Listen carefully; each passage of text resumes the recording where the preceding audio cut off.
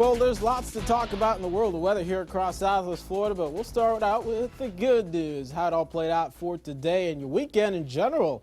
Pretty nice out there. Lots of sunshine at the beaches to start. Yeah, it was hot at times. Yeah, we saw some periods of rain.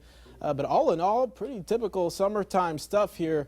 But as we look ahead to the coming days, we're going to be talking about our weather being influenced by what is Tropical Depression 9, formerly known as Invest 99. Of course, the system we've been talking about for quite some time. Before I break that down a little bit more for you, I want to give you a general scope of what we're talking about in the tropics. Lots of tropics troubles out there.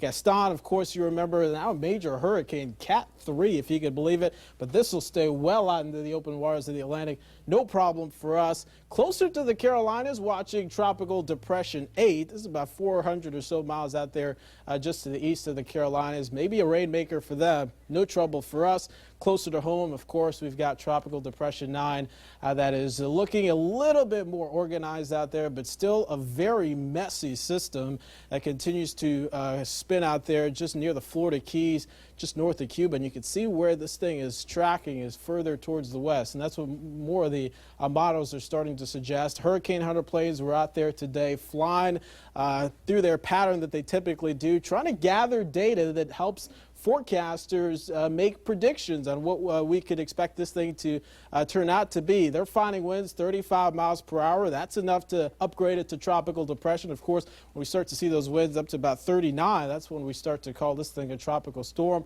And that is expected to be the case as we work ahead towards Wednesday. You can see National Hurricane Center forecast calling this about a 40-mile-per-hour system. So some strengthening is possible as we work ahead towards the coming days, particularly Monday, Tuesday, and Wednesday, as this thing really begins to cook in the Gulf of Mexico before it takes that northeasterly track. And you can see when that happens, still lots of questions, as you can see with this huge cone of uncertainty by the end of the week. But what we know here across Southwest Florida is that this will be a rainmaker for us. Some of you asking, how much rain are we talking about? Most of the models projecting anywhere from about 3 to 5 inches. This is through Wednesday, so you can see much of the higher accumulations will be south of the I-4, so closer to South Florida. And then as we work ahead towards the end of the week, that'll start to shift a little bit more to North Florida. So for folks who may have planes out towards Orlando, Jacksonville, closer towards the end of the work week, you'll want to pay attention to that. Here's how it looks on Storm Shield Doppler radar now. Mostly dry, but there are some showers